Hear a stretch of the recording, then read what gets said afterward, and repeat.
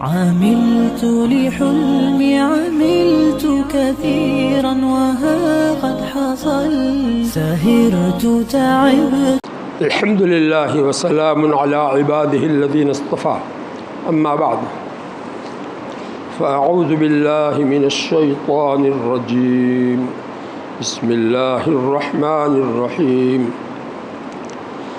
يا أيها الناس اتقوا ربكم إن زلزلة الساعة شيء عظيم يوم ترونها تذهل كل مرضعة عما أرضعت وتضع كل ذات حمل حملها وترى الناس سكارى وما هم بسكارى ولكن عذاب الله شديد.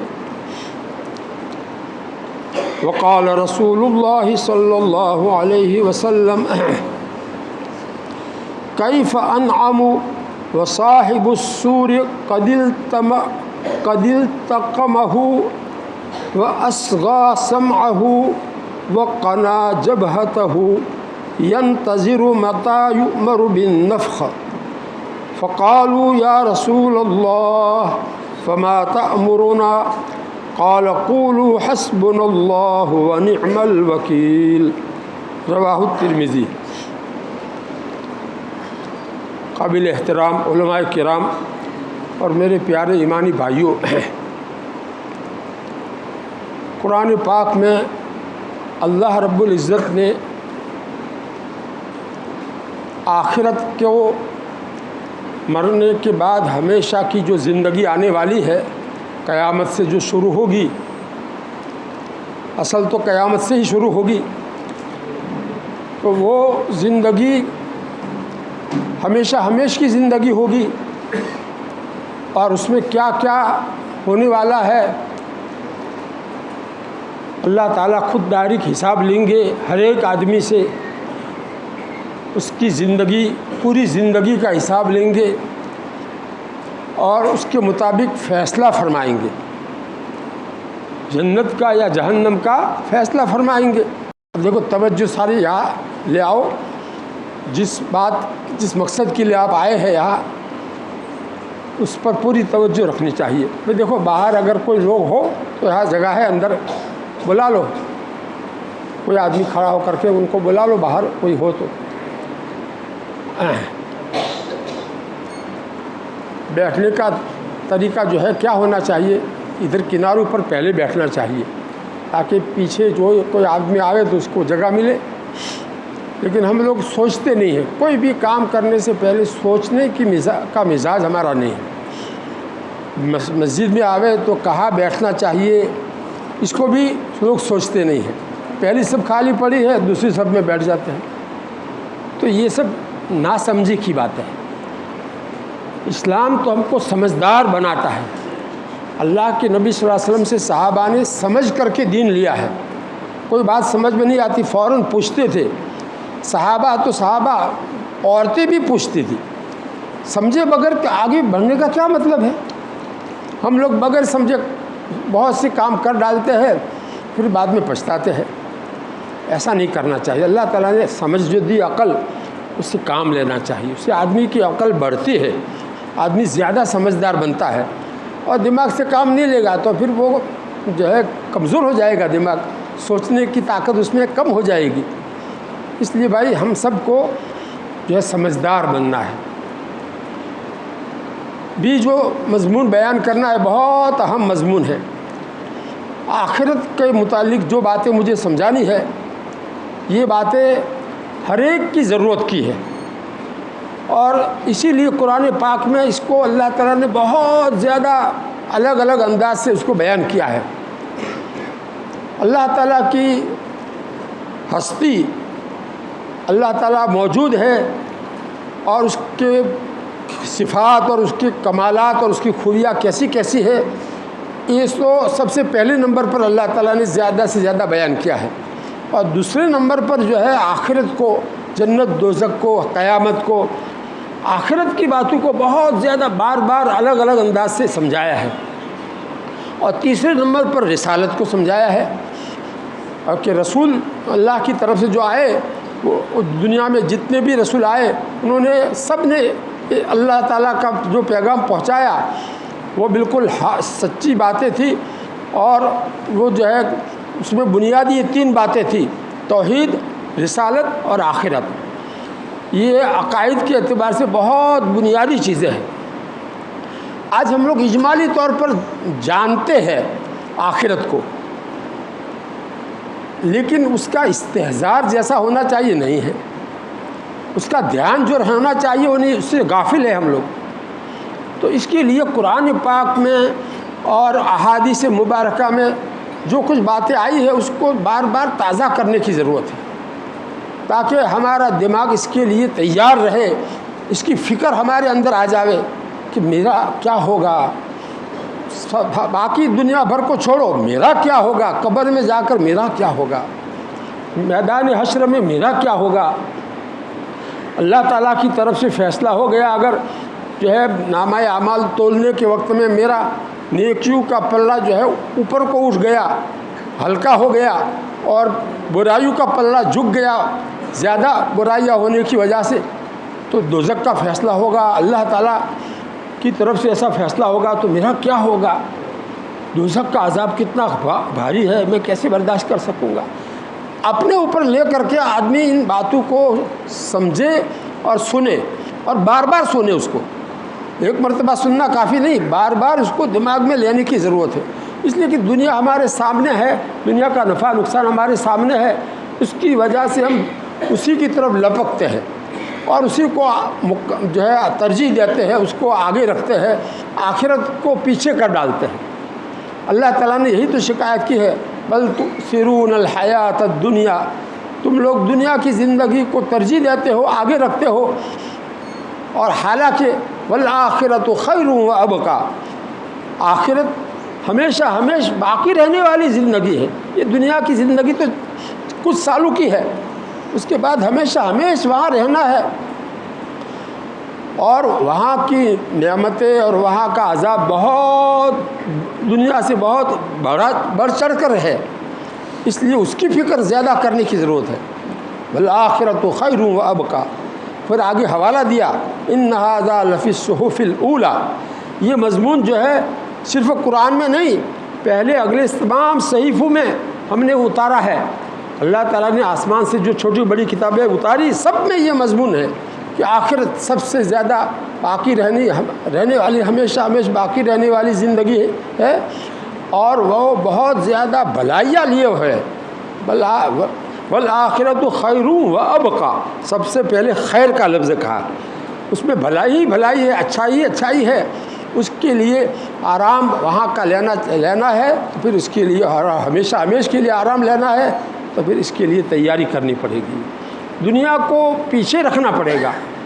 دنیا کو کمانے سے منع نہیں کرتے، قرآن و حدیث اس کو منع نہیں کرتا ہے، لیکن جو ہے یہ دنیا کو آپ نیچے رکھو اور آخرت کو اوپر رکھو، بس اتنا کرنا ہے، آخرت کو اوپر رکھنا ہے اور دنیا کو نیچے رکھنا ہے۔ اس طرح سے حضرت شاہ وسیع اللہ صاحب جو ہے سمجھاتے تھے عوام کو، ہمارے حضرت نے اس کو اس طرح سے کر کے بتایا کہ یہ دنیا ہے اور یہ آخرت ہے، اس طرح سے رکھو۔ تو یہ اس کا الٹا ہو گیا نا، بل تؤثرون الحیات الدنیا، ہم اس کے خلاف، قرآن کے خلاف کا ہماری زندگی ہے۔ بہرحال قرآن پاک کی ابھی جو ایک آیت میں نے پڑھی، اس میں اللہ تعالیٰ کیا فرماتے ہیں، اے لوگو تم اپنے پروردگار کے قہر و جلال سے ڈرو، اپنے پروردگار کے قہر و جلال سے ڈرو، اس لیے کہ قیامت کا بھوچال بڑی بھاری چیز ہے، شیء عظیم، قیامت کا بھوچال اور قیامت کا زلزلہ بہت بھاری چیز ہے، شیء عظیم، ان زلزلۃ الساعۃ شیء عظیم، قیامت کا دھماکہ جب ہوگا، پہلے سور پھونکنے سے آسمان ٹوٹ پھوٹ جائے گا، اتنا بڑا آسمان، پہاڑ جو ہے ریزہ ہو کر کے جیسے جو ہے روئی اڑتی ہے اس طرح سے اڑتے پھریں گے، اللہ تعالیٰ اس پہاڑوں کو جو ہے اپنی جگہ سے ہٹا دیں گے اور اس کو ریزہ کر کے اڑا دیں گے، پہاڑوں کی جگہ خالی کر دیں گے، کیونکہ سارے انسانوں کو اس پر جمع کرنا ہے، اولین سے آدم علیہ السلام سے لے کر آخری انسان تک ان سب کا حساب یہاں اسی زمین پر لینا ہے، تو جگہ زیادہ چاہیے، تو یہ سارے پہاڑوں کی جگہ خالی ہو جائے گی۔ اور جو سمندر ہے پوری دنیا میں 3-4 حصے کرو تو 3 حصوں میں پانی ہے اور 1 حصے میں انسانوں کی آبادی، جنگلات وغیرہ سب۔ تو یہ جو 3 حصے پانی نے اپنے نیچے چھپا رکھا ہے زمین کو، اس کو اللہ تعالیٰ جو ہے آگ لگا کر کے اس کو بالکل بھاپ بنا کر کے اڑا دیں گے، تو وہ سارے سمندروں کی جگہ بھی خالی ہو جائے گی۔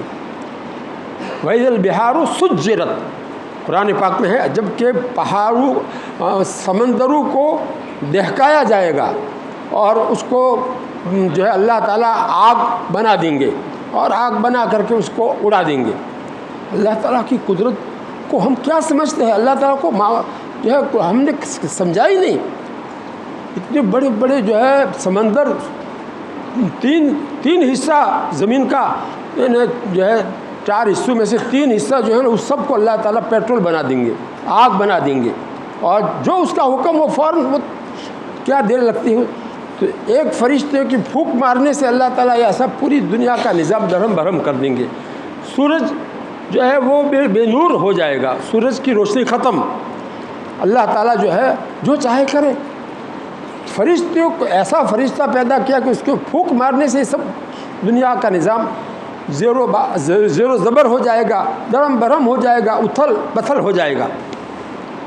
اور پھر دوسری مرتبہ جو سور پھونکیں گے وہی جبریل علیہ السلام، وہی حضرت اسرافیل علیہ السلام، تو اللہ تعالیٰ سارے انسانوں کو دوبارہ زندہ کر دیں گے۔ ان کے پھونک مارنے سے سارے انسان زندہ ہو جائیں گے اور میدان حشر قائم ہو جائے گا۔ اور پھر اللہ تعالیٰ ہر ایک کا حساب شروع کرنے سے پہلے لوگ، سورج اتنا قریب ہوگا، 1 میل، یہ ابھی کتنا دور ہے، 1 میل کے قریب سورج ہو جائے گا، اس لیے لوگ پسینے میں، کوئی اعمال کے اعتبار سے ان کے اوپر ان کا پسینہ ایسا چھوٹے گا کہ کسی کا پسینہ گھٹنے تک ہوگا، کسی کا جو ہے کمر تک ہوگا، کسی کا یہاں تک۔ اللہ کے نبی صلی اللہ علیہ وسلم نے یہاں ہاتھ کر کے یہاں تک پسینہ میں ڈوبا ہوا ہوگا۔ اعمال کے اعتبار سے ہر ایک کو اللہ تعالیٰ پسینے میں رکھیں گے اور پریشان حال ہوں گے، اور کسی کو ہمت نہیں، اللہ تعالیٰ اتنے غصے ہوں گے کہ کسی نبی کو بھی ہمت نہیں ہوگی کہ اے اللہ حساب کتاب شروع کر دیجیے، اتنا کہنے کی، اتنی سفارش کے لیے ہمت نہیں ہوگی۔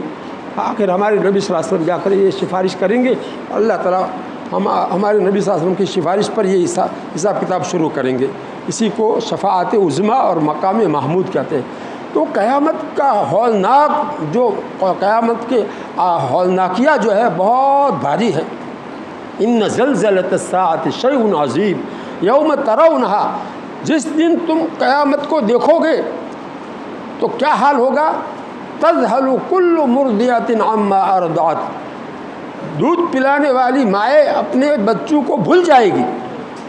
معلوم ہوا کہ حالانکہ ماں کو بچہ دودھ پیتا ہو تو کتنی محبت ہوتی ہے، لیکن وہ بھول جائے گی، ایسے ہولناک حالات ہوں گے۔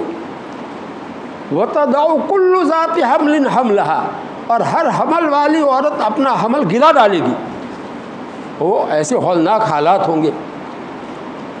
وَتَرَى النَّاسَ سُكَارَىٰ، اور تم لوگوں کو دیکھو گے کہ وہ مدہوش ہے، مست ہے، نشے میں، جیسے گویا شراب پی رکھی ہو اور دماغ ان کا ٹھکانے نہ ہو، ایسی حالت میں لوگ ہوں گے۔ قیامت کے ہولناکیوں کا یہ منظر اللہ تعالیٰ نے کھینچا ہے۔ حالانکہ وہ کوئی نشہ والی چیز پی ہوئی ہو ایسا نہیں ہوگا، لیکن اللہ کا عذاب سخت ہوگا، اس کی وجہ سے یہ حال ہوگا۔ اب بتاؤ ایسا قیامت کا منظر، اس ایک آیت کو میں نے صرف ترجمہ کیا، ایسی بہت سی آیتیں ہیں قرآن پاک میں۔ اب ایک حدیث سناتا ہوں آپ کے سامنے، ابھی جو میں نے پڑھی ہے اس کا ترجمہ جو ہے کرتا ہوں۔ اللہ کے رسول صلی اللہ علیہ وسلم فرماتے ہیں کہ میں کیسے خوش ہو کر رہ سکتا ہوں، کیسے میں بے غم رہ سکتا ہوں، کیسے مجھے چین آ سکتا ہے، جبکہ واقعہ یہ ہے کہ میں سور پھونکنے والے فرشتے کو یہ اپنے منہ میں وہ سور لیے ہوئے ہیں، جس سور میں اس کو پھونک مارنی ہے وہ حضرت اسرافیل اپنے منہ میں لیے ہوئے ہیں، اور لے کر کے اپنا کان اللہ کے حکم کے اوپر لگائے ہوئے ہیں، اور اپنی پیشانی بھی اللہ کے سامنے جھکائے ہوئے ہیں کہ کب اللہ تعالیٰ کا حکم ملے سور پھونکنے کا اور میں پھونک مار دوں۔ یہ حال میں دیکھ رہا ہوں حضرت اسرافیل کا، ایسی حالت میں مجھے کیسے چین آ سکتا ہے؟ میں کیسے بغیر غم کے جو ہے زندگی گزار سکتا ہوں؟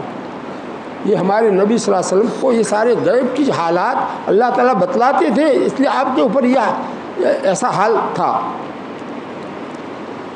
متا ینتظر متا یؤمر بالنفخ، ایسا منظر جب آپ صلی اللہ علیہ وسلم نے بیان کیا تو صحابہ تھے، فوراً پوچھتے تھے، سوال کرتے تھے، ہماری طرح چپ کے بیٹھے نہیں رہتے تھے۔ یا رسول اللہ متا تأمرنا، آپ اے اللہ کے رسول آپ ہم کو کیا حکم دیتے ہیں؟ ایسا جب حال ہے تو ہمیں کیا کرنا چاہیے؟ اس ہولناک منظر سے نجات پانے کے لیے ہمیں کیا کرنا چاہیے؟ سور پھونکنے کا حال کوئی معمولی حال تھوڑی ہے۔ تو جواب دیا اللہ کے نبی صلی اللہ علیہ وسلم نے، قولوا حسبنا اللہ ونعم الوکیل، یوں کہو اللہ تعالیٰ ہی ہم سب کے لیے کافی ہے۔ سب نے سوال کیا تھا، قالو جمع کا صیغہ، اس لیے یوں کہو کہ ہم سب کے لیے اللہ تعالیٰ کافی ہے، اور وہ بہترین کام بنانے والا ہے، ہمارا کام وہی بنائے گا۔ ایسے وقت میں، ایسے ہولناکی کے وقت میں اللہ تعالیٰ ہی ہمارا کام بنائے گا۔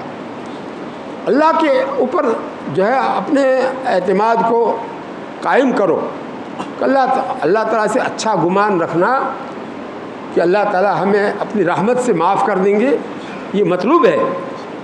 اللہ تعالیٰ کی رحمت کی وسعت کو سوچ کر کے آدمی یہ گمان کرے کہ اللہ تعالیٰ اپنی رحمت سے مجھے معاف کر دیں گے، مجھے گنہگار ہوں لیکن اللہ تعالیٰ اپنی رحمت سے معاف کر دیں گے، یہ اچھا گمان ہوا اللہ تعالیٰ کے بارے میں۔ انا عند ظن عبدی بی، تو اس کا مطلب یہی ہے کہ اللہ تعالیٰ بندے کے ساتھ وہی معاملہ کریں گے جو بندہ اللہ کے بارے میں گمان رکھتا ہوگا، اچھا گمان رکھتا ہوگا تو اچھا معاملہ کریں گے، اور اگر یہ سمجھتا ہوگا تو میں تو بہت بڑا گنہگار ہوں، مجھے تو کیسے اللہ تعالیٰ معاف کریں گے، مجھے تو سزا ہی ہوگی، ایسا اگر سوچے گا تو پھر اللہ تعالیٰ اس کے اندر ایسا ہی معاملہ کریں گے۔ بہرحال یہ ایک حدیث آپ کو میں نے سنائی۔ دوسری ایک حدیث اور سناتا ہوں قیامت ہی کے سلسلے میں۔ ایک صحابی کہتے ہیں کہ میں نے اللہ کے رسول صلی اللہ علیہ وسلم سے پوچھا، یا رسول اللہ، دیکھو فوراً کس طرح سے سوال کرتے تھے، یا رسول اللہ، اے اللہ کا پیغام لے کر آنے والے، اس میں عظمت ہے، ہمارے نبی صلی اللہ علیہ وسلم کی پوری عظمت کا اظہار ہے۔ یا اشہد ان محمد رسول اللہ اذان میں، اقامت میں اور تحیات میں بھی ہم پڑھتے ہیں، تو عظمت ہمارے دل میں ہونی چاہیے اللہ کے رسول صلی اللہ علیہ وسلم کی، کہ وہ کس کے رسول ہیں؟ اللہ کے پیغام پہنچانے والے ہیں، اللہ کے رسول ہے، معمولی بات ہے، یہ معمولی مقام ہے، بہت اونچا مقام ہے، اس لیے عظمت ہمارے نبی صلی اللہ علیہ وسلم کی دل میں ہوگی تو ان کی حدیثوں کی بھی عظمت دل میں آئے گی، اس پر عمل کرنے کی توفیق بھی ملے گی۔ اگر عظمت نہیں ہے دل میں تو پھر کیا آدمی اطاعت کرے گا؟ تو یہ کہا، اے اللہ کے رسول، کیف یعید اللہ الخلق، اللہ تعالیٰ مخلوقات کو دوبارہ قیامت کے دن کس طرح سے پیدا کریں گے؟ وما آیت ذالک فی خلقہ، اور اس کی کوئی مثال ہے اللہ کی مخلوقات میں؟ کوئی اس کی مثال ہے کس طرح سے اللہ تعالیٰ دوبارہ زندہ کریں گے قیامت کے دن؟ یہ سوال بہت اہم سوال تھا، جو ایک صحابی یہ سوال کر رہے جو ساری امت کو اس کی ضرورت ہے، اپنا یقین بڑھانے کے لیے اس جواب کو سننے کی ضرورت ہے کہ نہیں، کہ اس کا کوئی نمونہ اس اللہ کی مخلوقات کے اندر ہے کہ نہیں ہے؟ تو اللہ کے نبی صلی اللہ علیہ وسلم نے فرمایا، اچھا تمہارا کبھی گزر ہوا ہے تمہارے قوم کے ایسے جنگل سے جہاں بارش نہ آنے کی وجہ سے زمین خشک پڑی ہوئی ہو، اور اس کے بعد میں پھر بارش آنے کی وجہ سے وہ زمین ہری بھری ہو گئی ہو، دوبارہ اسی جگہ پر تمہارا گزر ہوا ہو، ایسا کبھی ہوا ہے تمہارا معاملہ؟ تو کہنے لگے ہاں میرا جو ہے ہر سال ایسا ہوتا ہے، زمین خشک پہلے پڑی ہوئی ہوتی ہے اور اس کے بعد بھی جب بارش آتی ہے تو زمین پوری کی پوری ہری بھری ہو جاتی ہے، لہرانے لگتی ہے۔ ابھی یہی موسم ہے کہ نہیں؟ ابھی آپ سب جگہ جہاں بھی جاؤ تو زمین اور درخت کیسے ہرے بھرے نظر آتے ہیں۔ تو یہ اللہ کے نبی صلی اللہ علیہ وسلم نے فرمایا کہ ایسا تم نے دیکھا ہے منظر، یہ دونوں منظر تم نے دیکھے ہیں؟ تو وہ صحابی کہنے لگے کہ ہاں حضرت، یہ دونوں منظر میں نے دیکھے ہیں۔ تو حضور پاک صلی اللہ علیہ وسلم نے فرمایا فَتِلْكَ آیَةُ اللَّهِ فِي خَلْقِهِ، بس یہ اللہ تعالیٰ کی ایک نشانی ہے، اللہ تعالیٰ کی قدرت کی نشانی ہے اس کی مخلوقات میں۔ اللہ تعالیٰ کس طرح سے زمین، اتنی بڑی زمین کو تر و تازہ کر دیتے ہیں، زندہ کر دیتے ہیں۔ اس سے پہلے گویا وہ خشک پڑی ہوئی تھی، مری ہوئی پڑی تھی اور کچھ بھی اس کے اوپر اگا ہوا نہیں تھا، اور اس کے بعد میں اب یہ کیسی پوری کی پوری جو ہے زندہ ہو گئی، لہرانے لگی، ہری بھری ہو گئی۔ تو جو اللہ تعالیٰ ایک نمونہ یہ پیش کر کے بتانا چاہتے ہیں، اسی طرح سے تم کو اللہ تعالیٰ زندہ کر دیں گے۔ انسان جو ہے اس کو اللہ تعالیٰ نے پیدا کیا ماں کے پیٹ میں منی کے قطرے سے، اور اس کو ہی دوبارہ اللہ تعالیٰ پیدا کرنا اللہ تعالیٰ کے لیے کیا مشکل ہے؟ تو بہرحال یہ ایک مثال دے کر کے آپ نے سمجھایا۔ ہم لوگ اس میں غور نہیں کرتے، میں تو اس میں بہت غور کرتا ہوں۔ آتے ہوئے راستے میں جو ہے ساتھیوں کو میں نے توجہ دلائی بھی، یہ دیکھو کیسا ہرا بھرا ہے، اس کو دیکھو اور اللہ تعالیٰ کی قدرت کو سمجھو، پہچانو۔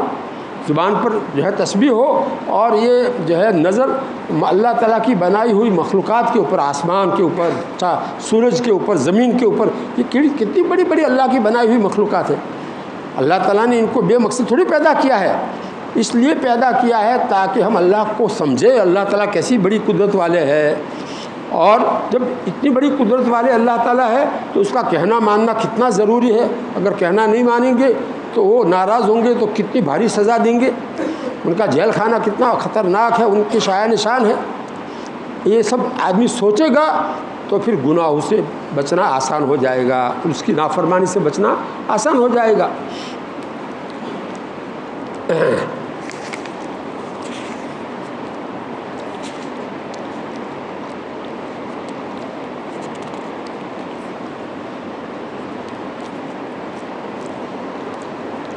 اللہ کے رسول صلی اللہ علیہ وسلم فرماتے ہیں قیامت کے دن لوگوں کا جو حشر ہوگا، یعنی اللہ تعالیٰ دوسرا سور پھکوائیں گے اور سارے لوگ زندہ ہو جائیں گے، تو اس وقت ان کی 3 قسمیں ہو جائے گی، انسانوں کی 3 قسمیں ہو جائے گی۔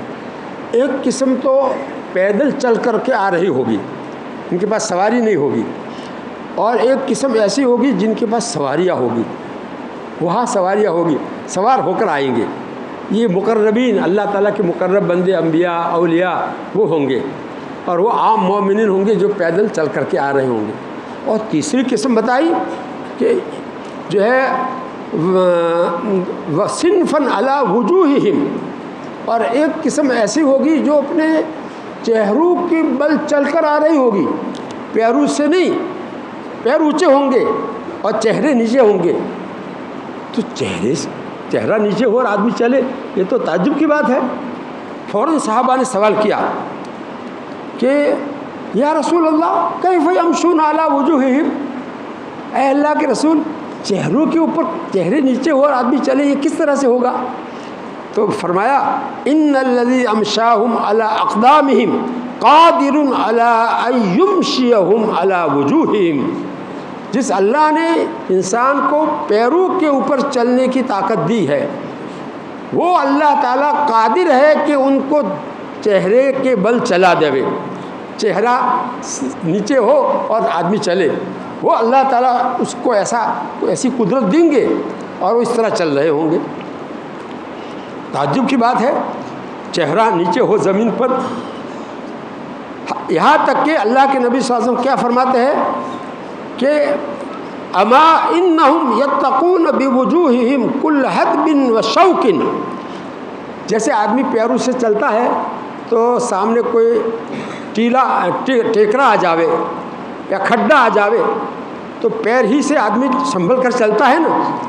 اگر کانٹا آ جاوے تو پیر سے ہی آدمی جوتے پہنے ہوئے ہیں تو پیر سے اس کو ہٹائے گا یا اس کو جو ہے ایک طرف چلے گا، پیر سے اپنا بچاؤ کرے گا. تو یہ لوگ تو پیر تو ان کے اونچے ہوں گے، تو یہ کانٹوں سے اور یہ ٹیکرے اور کھڈے سے اپنا بچاؤ کس سے کر رہے ہوں گے؟ چہرے سے کر رہے ہوں گے. انہم یتقون بوجوہہم، اپنے چہروں کے ذریعے سے بچاؤ کر رہے ہوں گے. کل حدب وشوک، ہر کانٹے اور ہر جو ہے ٹیلے سے. کیسا منظر ہوگا. اب یہ کون لوگ ہوں گے؟ یہ کفار ہوں گے، منافقین ہوں گے، مشرکین ہوں گے. اللہ تعالیٰ ہم سب کا ایمان پر خاتمہ نصیب فرماوے، تو اللہ تعالیٰ اس سے ہماری حفاظت فرماوے. اس لیے ہم سب کو ایمان پر خاتمے کی فکر ہونی چاہیے، اور اس کو بار بار روزانہ، حضرت حاجی امداد اللہ صاحب فرماتے تھے روزانہ ایک مرتبہ یہ دعا جس سے ایمان پر خاتمہ ہوتا ہے، وہ دعا قرآن میں اللہ تعالیٰ نے سکھائی ہے. ربنا لا تزغ قلوبنا بعد اذ ہدیتنا وہب لنا من لدنک رحمہ انک انت الوہاب. 24 گھنٹے میں ایک مرتبہ تو یہ دعا ضرور مانگنی چاہیے. کون کہتے ہیں؟ حضرت حاجی امداد اللہ صاحب. اللہ تعالیٰ کے اتنے بڑے ولی، ایمان کے اوپر خاتمے کی ان کو کتنی فکر ہوگی، اس کا اندازہ لگاؤ. آج ہم لوگ بے فکر ہیں. ایسی دعا اللہ نے بتائی ہے، ہم کو دعا سکھائی ہے، اور ہم اس کا اہتمام نہ کریں اور یاد نہ آوے. یہ دعا ہفتے میں ایک مرتبہ یاد آوے تو یہ کیا کہلائے گا؟ بے فکری کہلائے گی. اس کا ترجمہ کیا ہے؟ اے ہم سب کو پالنے والے ربنا. دیکھو اس میں جمع کی ضمیر ہے، ربنا. ربی نہیں ہے، ربنا، ہم سب کے رب. اس کا مطلب یہ ہے کہ تمام ایمان والوں کا ہمارے اوپر بھی حق ہے کہ دعا میں ان کو شامل کر لے. اپنے اکیلے کے لیے دعا کرے ایسا نہیں. یہ جمع کے سیگے کے ساتھ جتنی دعائیں حدیث قرآن میں آئی ہے اس میں اللہ تعالیٰ یہ سمجھانا چاہتے ہیں کہ تم اپنے اکیلے کے لیے نہیں، سب ایمان والوں کو دعا میں شامل کر لو. ان کا حق ہے تمہارے اوپر. سب ایمان والے اس طرح سے دعا کریں گے. اللہ تعالیٰ نے جو بتائی جس میں جمع کے سیگے ہے، واحد کے سیگے بھی ہے لیکن جمع کے سیگے والی جو دعائیں ہیں اس کے اندر جو ہے سارے اس طرح سے دعا کریں گے تو کسی نہ کسی کی دعا کسی نہ دوسروں کے حق میں قبول ہو جائے گی، تو کام بن جائے گا. تو ربنا لا تزغ قلوبنا، ہمارے دلوں کو آپ ٹیڑھا مت کر دیجیے، یعنی ایمان سے ہٹا نہ دیجیے. ایمان آپ نے ہمیں جو دیا ہے، بعد اذ ہدیتنا، آپ نے جو ہم کو ہدایت دی ہے ایمان کی، اس کے بعد آپ ہمارے دلوں کو ایمان سے ہٹا نہ دیجیے. اللہ تعالیٰ کے ہاتھ میں ہے دل. اس لیے ہمارے نبی صلی اللہ علیہ وسلم دعا کرتے تھے، یا مقلب القلوب ثبت قلبی علی دینک. اے دلوں کو پلٹنے والے خدا، میرے دل کو آپ کے دین کے اوپر جمائے رکھیے. ثبت قلبی علی دینک. دیکھو بعض جگہ دعاؤں میں واحد کی ضمیر آتی ہے، جیسے یہاں پر ثبت قلبی علی دینک، یہ بتانے کے لیے کہ میں زیادہ محتاج ہوں سب سے پہلے میرے دل کو دین کے اوپر جمانے کا. اے اللہ میں اپنے لیے دعا کرتا ہوں. تو اپنا احتیاط زیادہ ظاہر کرنے کے لیے واحد کا سگا ہے دعا میں. یہاں پر یا مقلب القلوب ثبت قلبی علی دینک. سب قلبی قلوب بنانی ہے، قلبی علی دینک.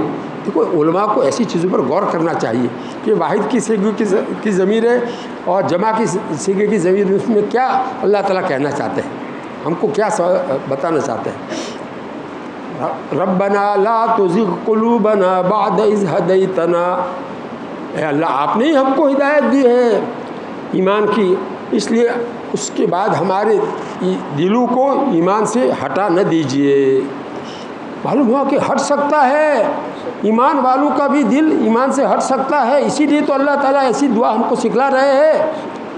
اس لیے اپنے اللہ تعالیٰ یہ کہنا چاہتے ہیں تمہارا دل کو ہم ہٹا سکتے ہیں تمہاری نافرمانی کی وجہ سے، تمہارے گناہوں کی نحوست کی وجہ سے. لیکن اگر تم ہمارے بتائے ہوئے الفاظ سے دعا مانگو گے تو ہم تمہارے دل کو نہیں ہٹائیں گے. ربنا لا تزغ قلوبنا بعد اذ ہدیتنا وہب لنا من لدنک رحمہ. اور آپ ہم کو خاص اپنے پاس سے رحمت عطا فرمائیے. من لدنک، خاص اپنے پاس سے رحمت عطا فرمائیے. رحمت سے مراد ایمان پر قائم رہنا، ایمان پر قائم رہنے کی رحمت آپ ہم کو عطا فرمائیے. اب اس میں حب کا لفظ ہے، حب لنا، یعنی اپنی ہمارے پاس کوئی عمل تو ایسا ہے نہیں کہ اس کے بدلے میں ہم ایمان کے اوپر ثابت رہنے کو مانگ سکیں. اپنی طرف سے آپ ہبہ کر دیجئے ہم کو، یہ ایمان کے اوپر ہم قائم رہے. وہب لنا من لدنک رحمہ انک انت الوہاب. اوہ کیسی تاکیدوں کے ساتھ، یقیناً آپ ہی بڑے ہبہ کرنے والے ہیں، مفت دینے والے ہیں. ایمان آپ نے مفت دیا ہے، ایمان کے اوپر قائم رکھنا بھی یہ آپ ہی کی طرف سے مفت ہی ہوگا، ہمارا تو کوئی ایسا عمل ہے ہی نہیں. اسے الفاظ میں اس طرح سے غور کرنا چاہیے. اللہ تعالیٰ نے کیسی دعائیں ہم کو سکھلائی ہے. قربان جائیے ایسے مہربان آقا کے اوپر جو یہ چاہتے ہیں کہ میرا یہ بندہ ایمان پر جمع رہے اور جنت میں جاوے. اس کے لیے ایسی دعا ہم کو سکھاتے ہیں. اللہ تعالیٰ کو کیا ضرورت ہے ہماری، پوری دنیا سے اللہ تعالیٰ بے نیاز ہے. اللہ تعالیٰ رحم کر کے ہم کو ایسی دعا سکھاتے ہیں، پھر ہم اس دعا کی قدر نہ کریں، روزانہ ایک مرتبہ اس کو نہ یاد آوے ہم کو دعا میں، تو کیا کہلائے گا؟ بے فکری کہلائے گی. خیر، اللہ تعالیٰ اب ایک اور حدیث سناتا ہوں. اللہ تعالیٰ کے سامنے ہماری جو پیشی ہونے والی ہے، یعنی حساب کتاب کے لیے اللہ تعالیٰ کے سامنے ہمیں حاضر ہونا ہے، پیش ہونا ہے، اس کے بارے میں ایک حدیث سنو. اللہ کے رسول صلی اللہ علیہ وسلم فرماتے ہیں ما منکم من احد الا سیکلمہ ربہ لیس بینہ وبینہ ترجمان ولا حجاب یحجبہ. تم میں سے کوئی بھی آدمی ایسا نہیں ہے مگر یہ کہ اس کا رب بات کرے گا. یعنی تم میں سے ہر ایک سے، تم سے مراد ایمان والے صحابہ کرام، اور اسی طرح دنیا میں ایمان والے جو ہے ان کو کہہ رہے کہ تم سے تمہارا رب بات کرے گا، اس طرح سے بات کرے گا کہ درمیان میں کوئی ترجمہ کرنے والا نہیں ہوگا، ڈائریکٹ بات کرے گا، اور کوئی پردہ بھی بیچ میں نہیں ہوگا. ولا حجاب، پردہ بھی نہیں ہوگا، ڈائریکٹ اللہ تعالیٰ اللہ تعالیٰ کی ہستی ہو ساری کائنات کو پیدا کرنے والی. سوچو ذرا، اتنی بڑی بڑی یہ عالم ایک ہمارے سامنے ہے، ایسے ایسے جو ہے کتنے عالم ہیں اللہ تعالیٰ نے جو بنائے. عالم ملائکہ، ساتوں آسمانوں کے اوپر فرشتے بھرے ہوئے ہیں، کرسی اور جو ہے عرش عظیم، اور کیا کیا اللہ تعالیٰ کی مخلوقات ہے. سب کو اللہ ہی نے بنایا ہے، ایک ذات نے بنایا ہے. ایسی ذات سے ہماری ڈائریکٹ بات چیت ہو، قیامت کے دن یہ ہوگا. فینظر، اب یہ جس کا حساب لیا جا رہا ہے اور اللہ تعالیٰ اس سے بات کر رہے ہیں، اب وہ آدمی داہنی طرف دیکھے گا تو جو اعمال اس نے دنیا میں کیے تھے وہ اعمال نظر آئیں گے، اچھے اعمال ہوں گے وہ نظر آئیں گے. بائیں طرف دیکھے گا تو بائیں طرف بھی جو برے اعمال کیے ہوں گے وہ نظر آئیں گے. اب پتہ نہیں کہ حساب فیصلہ کیا ہوتا ہے، حساب کا نتیجہ کیا ہوتا ہے، ڈر رہا ہوگا. اپنے آگے دیکھے گا تو آگے دوزخ نظر آئے گی کہ ابھی اگر فیصلہ ہو گیا دوزخ کا تو سامنے دوزخ ہے. ڈائریکٹ اللہ تعالیٰ بات کر رہے ہیں اور یہ منظر ہے، دائیں طرف بائیں طرف اعمال ہے اور سامنے دوزخ ہے. وَيَنْظُرُ بَيْنَ يَدَيْهِ فَلَا يَرَى إِلَّا النَّارَ تِلْقَاءَ وَجْهِهِ، بالکل سامنے ہی دوزخ نظر آ رہی ہوگی. ہمارے نبی صلی اللہ علیہ وسلم یہ منظر بتا کر کے فرماتے فَاتَّقُوا النَّارَ وَلَوْ بِشِقِّ تَمْرَةٍ، پس تم دوزخ کے عذاب سے اپنے آپ کو بچاؤ اگرچہ کھجور کا آدھا حصہ تمہارے پاس ہو اس کو ہی صدقہ کر کے صحیح، آدھی کھجور ہے اسی کو تم صدقہ کر کے اپنے آپ کو دوزخ سے بچاؤ۔ مطلب یہ ہے کہ نیک اعمال کرو اور گناہوں سے بچو، جو دوزخ میں لے جانے والی چیز ہے اس سے بچو، تاکہ جو ہے یہ دوزخ سے تم اپنے آپ کو بچا کر کے جنت میں لے جا سکو۔ یہ منظر اسی لیے بتلایا اللہ کے نبی صلی اللہ علیہ وسلم نے۔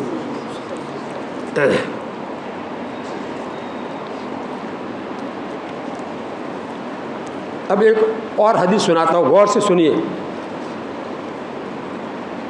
اللہ کے نبی صلی اللہ علیہ وسلم نے فرمایا کہ قیامت کے دن اللہ تعالیٰ کے سامنے ایک بندہ آئے گا، اللہ تعالیٰ اس سے کہیں گے اے فلانے علم اکرم کا، کیا میں نے تجھ کو دنیا میں عزت نہیں دی تھی؟ وہ اسود کا، اور کیا میں نے تجھ کو سرداری نہیں دی تھی؟ بعض لوگ اپنی جگہ سردار ہوتے ہیں، یعنی ان کی عزت زیادہ ہوتی ہے۔ وہ ازوج کا، اور کیا میں نے تجھ کو بیوی نہیں دی تھی؟ یہ سب نعمتیں اللہ تعالیٰ گنائیں گے۔ اور کیا تیرے لیے میں نے سواریاں مسخر نہیں کی تھی؟ اور میں نے تجھ کو لوگوں کا اوپر سرداری کرنے والا نہیں بنایا تھا؟ سرداری کر رہا تھا تو، اور میں تجھ کو یہ اس پر قائم رکھتا تھا۔ تو وہ کہے گا بندہ کہ ہاں اے اللہ، یہ ساری نعمتیں آپ نے مجھے دی تھی۔ پھر اللہ تعالیٰ یہ فرمائیں گے کیا پھر تیرا یہ گمان تھا دنیا میں کہ تو میرے سامنے آنے والا ہے، زندگی بھر کا حساب تیرا ہونے والا ہے، اس کا یقین تو رکھتا تھا؟ تو وہ کہے گا نہیں۔ وہ ایسا ہی ہوگا، منافق ہوگا یا کافر ہوگا۔ تو اللہ تعالیٰ اس پر کیا فرمائیں گے کہ تو نے جیسے دنیا میں مجھ کو بھلا دیا، آج میں تجھ کو بھلا دیتا ہوں، جا میرے رحم اور کرم سے تجھ کو محروم کرتا ہوں، دوزخ میں ڈال دیں گے، فیصلہ ہو جائے گا۔ ایسا ہی معاملہ ایک دوسرے آدمی کے ساتھ کریں گے۔ ایک تیسرا آدمی آئے گا، تیسرا بندہ آئے گا، تو اس کو یہ نعمتیں شمار کرائیں گے، تو وہ بندہ کہے گا، ایمان والا وہ بندہ ہوگا تو کہے گا، لیکن وہ ظاہری ایمان والا، اندر بھی ایمان اترا نہیں، ظاہری ایمان والا تھا، جیسے منافق ہوتے ہیں۔ تو اس لیے وہ کیا کہے گا، اے میرے رب، میں تو آپ پر ایمان لایا تھا، آپ کی کتابوں پر ایمان لایا تھا، آپ کے رسولوں پر ایمان لایا تھا، اور میں نے نماز پڑھی، روزے رکھے، صدقہ خیرات کیا، اپنے اچھے اچھے کاموں گنائے گا۔ تو اللہ تعالیٰ جانتے ہیں کہ یہ کام اس نے میرے لیے نہیں کیے تھے، تو اللہ تعالیٰ وہ جھوٹ بولتا ہوگا، تو اللہ تعالیٰ جو ہے فرمائیں گے اچھا ٹھہر یہاں، ہاں ہونا اذن، جب پھر یہاں ٹھہر۔ پھر اللہ تعالیٰ فرمائیں گے اب ہم تیرے خلاف گواہی دینے والا ابھی کھڑا کرتے ہیں۔ تو وہ کہے گا اور اپنے دل میں سوچے گا کہ میرے خلاف گواہی دینے والا کون ہوگا، میرے خلاف کون گواہی دے گا؟ اتنے میں اللہ تعالیٰ اس کے منہ پر مہر لگا دیں گے۔ الیوم نختم علی افواہہم، سورہ یاسین میں ہے نا، اللہ تعالیٰ فرماتے ہیں قیامت کے دن ہم لوگوں کے منہ پر مہر لگا دیں گے، یعنی منہ سے بولنا بند ہو جائے گا ان کا۔ آگے اللہ تعالیٰ اس کی ران کو کہیں گے، وَيُقَالُ لِفَخِذِهِ انطقی، اس کی ران کو کہیں گے بول تو، اللہ تعالیٰ حکم دیں گے بول، تو اس کی ران بولے گی، اس کی اعضاء جسم کے باقی دوسرے اعضاء جو ہیں اس کا گوشت بولے گا، اس کی ہڈیاں بولے گی، وَلَحْمُهُ وَعِظَامُهُ، ہڈیاں بولے گی، کیا بولے گی؟ بِعَمَلِهِ، جو عمل واقع میں اس نے دنیا میں کیا تھا اس عمل کے بارے میں وہ اعضاء اس کے گواہی دیں گے۔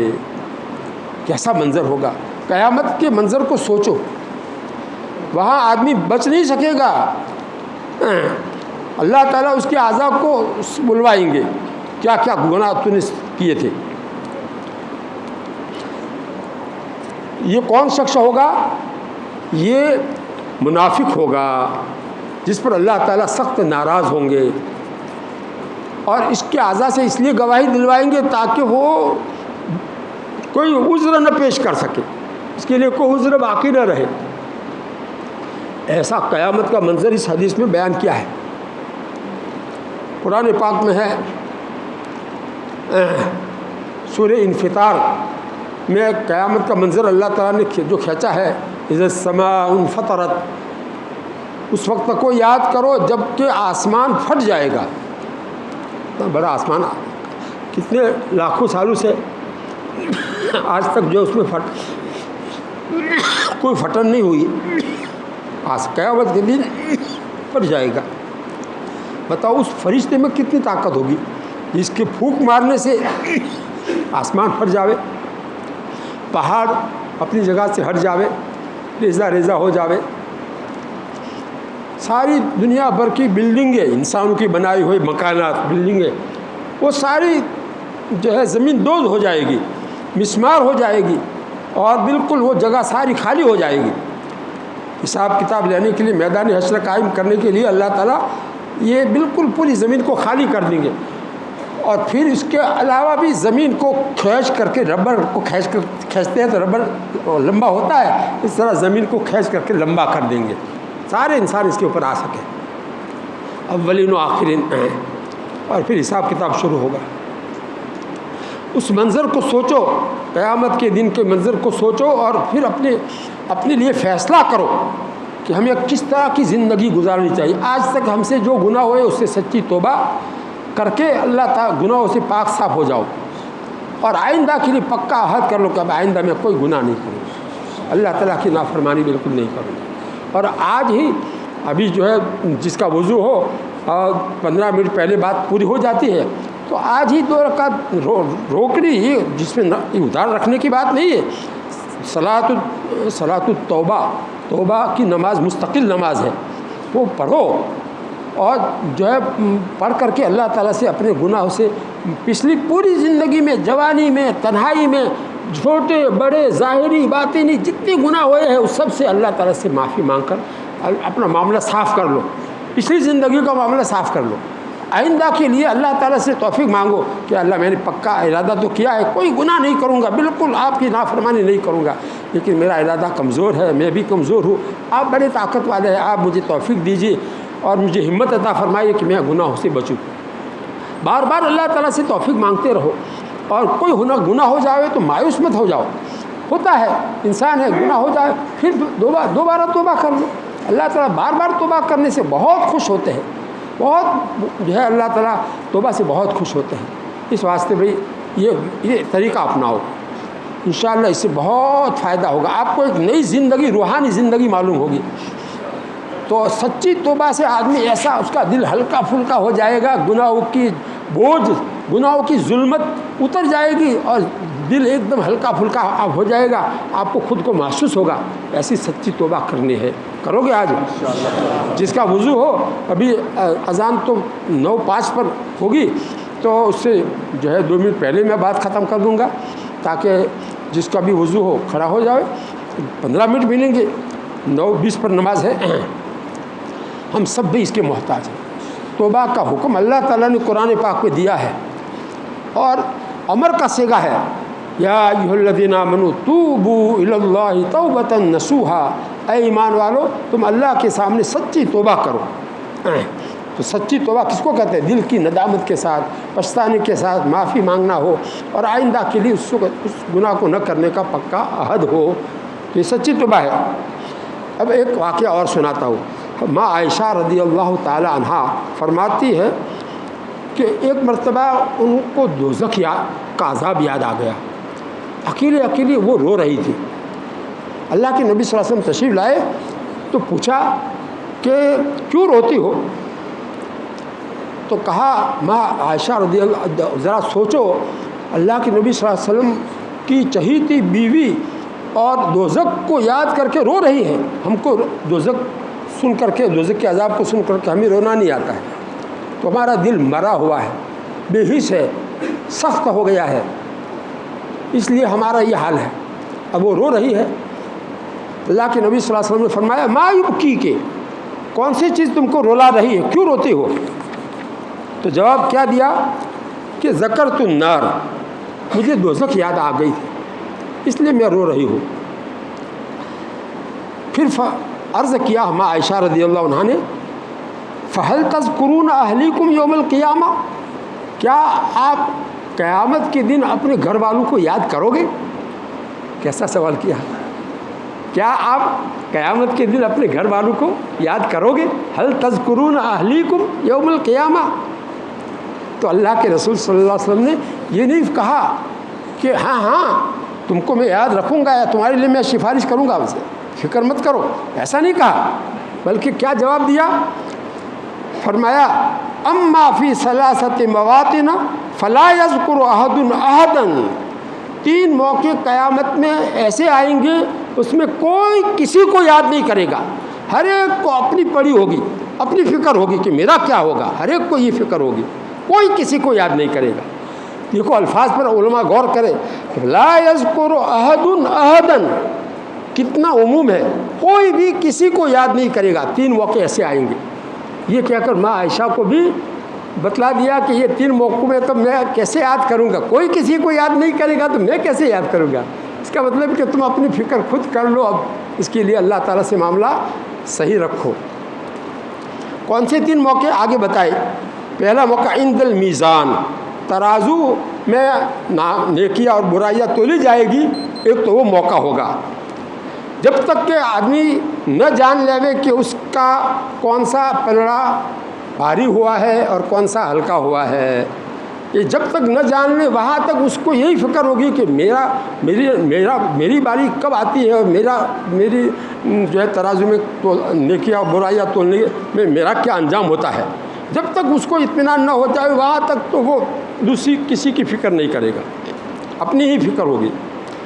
دوسرا موقع وعند الکتاب، نامہ اعمال جب اڑائے جائیں گے، یہ قیامت کی عجیب احوال ہے، نامہ اعمال اتنے سارے دنیا بھر کے انسانوں کے اڑائے جائیں گے، اللہ تعالیٰ اڑائیں گے، تو بازو کو داہنے ہاتھ میں ملیں گے، اور یہ کیسا قدرتی نظام ہوگا اللہ کی طرف سے، جو جنتی ہوں گے ان کو داہنے ہاتھ میں ملیں گے، اور جو دوزخی ہوں گے ان کو ان کا نام عمل بائیں ہاتھ میں آنا چاہتا ہوگا تو وہ ہاتھ پیچھے کر دیں گے، تو پیچھے جو ہے وہ نام عمل بائیں ہاتھ میں ان کو پکڑا دیا جائے گا، یہ علامت ہوگی کہ یہ دوزخی ہے۔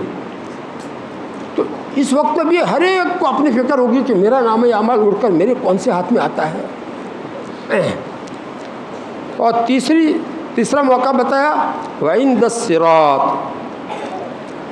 اور پل صراط دوزخ کے اوپر جو رکھا جائے گا، بال سے باریک تلوار سے تیز، اس کے اوپر سے ہر ایک کو گزرنا ہوگا، تو اس وقت بھی ہر ایک کو یہ فکر ہوگی کہ میرا کیا ہوتا ہے، نیچے دوزخ ہے، جو گنہگار ہوں گے وہ کٹ کر کے دوزخ میں گر رہے ہوں گے، اور کچھ نیک لوگ ہوں گے وہ جو ہے پھٹافٹ اس پل صراط کے اوپر سے دواروں پار جا رہے ہوں گے۔ اب میرا کیا ہوتا ہے، میرا معاملہ کیا ہوتا ہے، میری باری آتی میرا کیا، ہر ایک کو یہ فکر ہوگی، کوئی کسی کی فکر نہیں کرے گا۔ وعند الصراط اذا وضع بین ظہرئی جہنم، یہ ابو داؤد کی روایت آپ کو سنائی۔